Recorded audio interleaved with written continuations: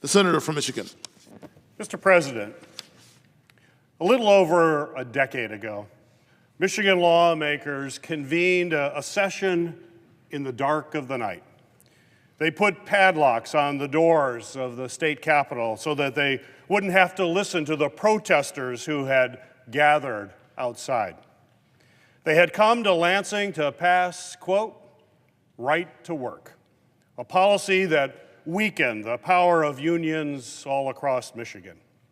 But today, my colleagues in the state legislature passed legislation in the state Senate to repeal that law, and it now moves to the House next week. They're stepping up. They're stepping up because they understand that we are living through a crucial moment. The richest Americans are only getting richer, while many working people are left behind, unable to reap the benefits of the wealth that they helped to create. Labor unions are the best tool that we have to buck that trend. They expand and empower the middle class. They allow workers to negotiate for better wages and safer workplaces and the right to retire with dignity. But union membership is at an all-time low. Many employers intimidate workers who attempt to organize and retaliate against those who are able to come together. It's one reason that the gap between rich and poor continues to grow. In order to keep building an economy that works for everyone, we need to take a lesson from my home state of Michigan. We need to breathe new life into American unions, and we need to pass the PRO Act. This legislation will empower workers to exercise their right to organize. It will hold employers accountable for violating workers' rights. It will secure free, fair, and safe union elections, and it will preempt right-to-work laws across the country.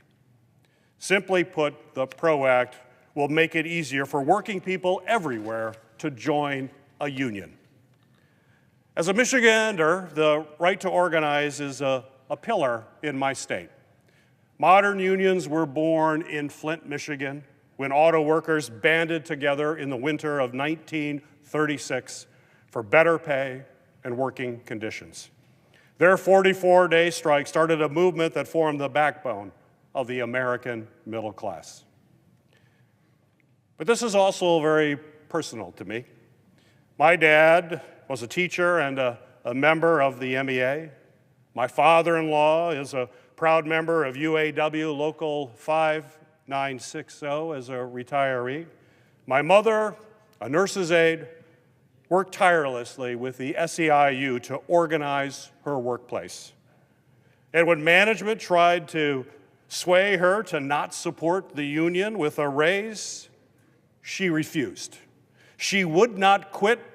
She would not stop her fight until everyone got a better deal and everyone got a raise. And after the employees voted to unionize, they made her a union steward. She taught me the value of standing up and fighting for your rights, no matter what's in your way.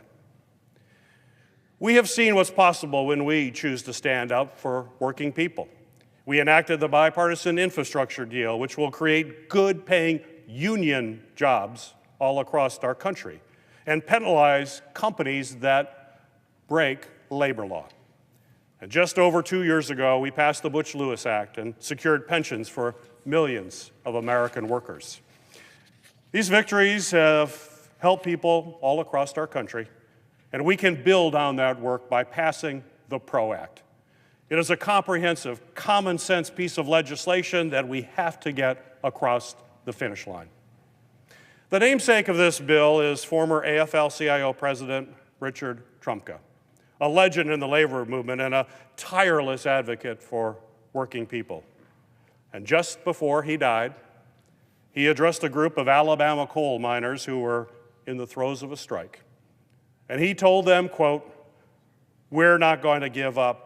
We are not going to give in. We will prevail. One day longer, one day stronger." His words ring as true today as they did that night in Brookwood, Alabama. We are not giving in or giving up, and together we will prevail. And I'm proud to stand in solidarity with labor unions all across Michigan, as well as all across this country, as a co-sponsor of the PRO Act. And I will continue to do everything in my power to see that it gets passed. Mr. President, I yield the floor.